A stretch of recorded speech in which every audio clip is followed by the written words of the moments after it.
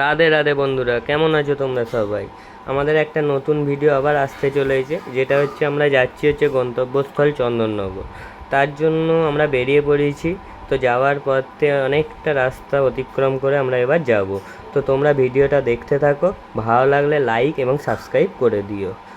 এই মুহূর্তে আমরা প্রায় চন্দননগর ঢুকেও গেছি। চন্দননগরের অসাধারণ প্যান্ডেল এবং প্রতিমা দর্শন আমরা করছি। তোমাদেরকেও এই ভিডিওটা ভালো লাগলে তোমরাও ভিডিওটা একটুখানি ফলো করে রাখো।